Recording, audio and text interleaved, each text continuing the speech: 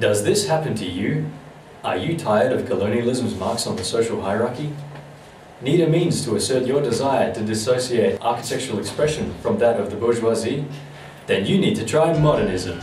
Devised by early 20th century Europe's most prominent architects, modernism has all the tools you need to create your very own functionalist utopia. So how does it work?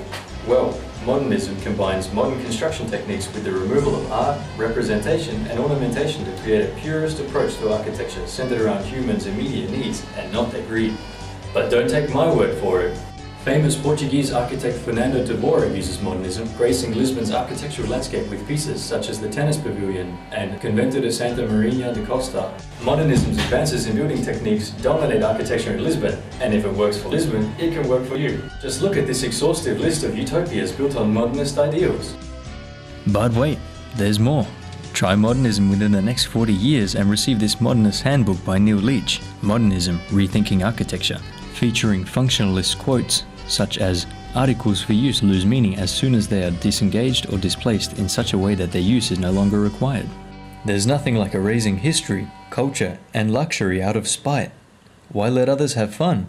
Results may vary, and modernism is not guaranteed to produce utopic outcomes and may occasionally be associated with the quashing of artistic or even political expression.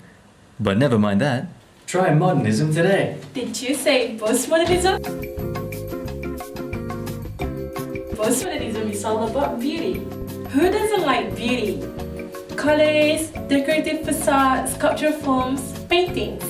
Postmodernism explores the excessive and extravagance without being held back by the socialist. In fact, postmodernism became Portugal's right-wing curious favorite style of architecture. So much so that the dictatorship outright banned modernist realities. Just ask Adolf Loos. So Adolf Loos, what is your issue with modernism of time past?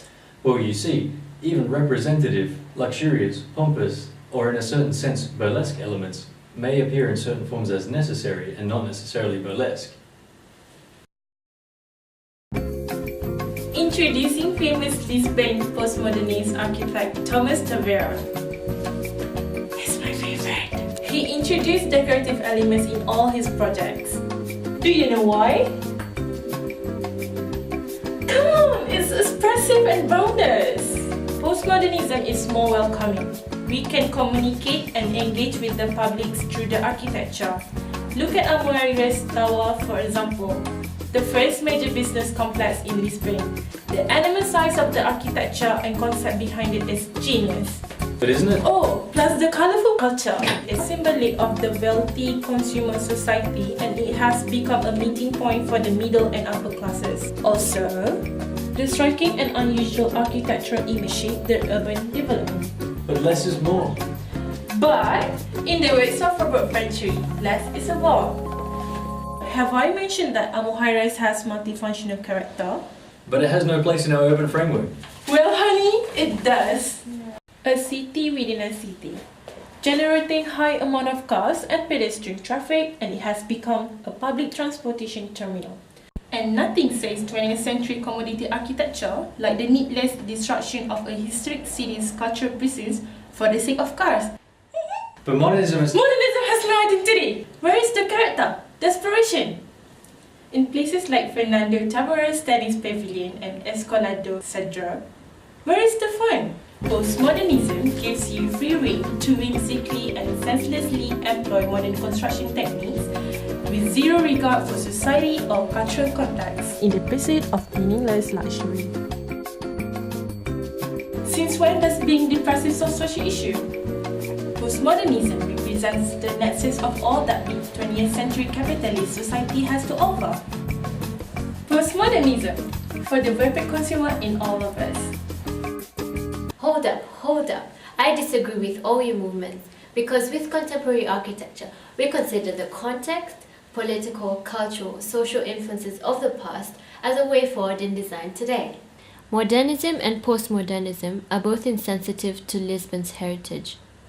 Critical regionalism, on the other hand, draws on the advancements of both, but makes a different distant parallel to allow the continued development of a region's vernacular.